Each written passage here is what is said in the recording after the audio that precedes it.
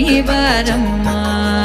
ನಮ್ಮಮ್ಮನಿ ಸೌಭಾಗ್ಯದ Lakshmi Baramma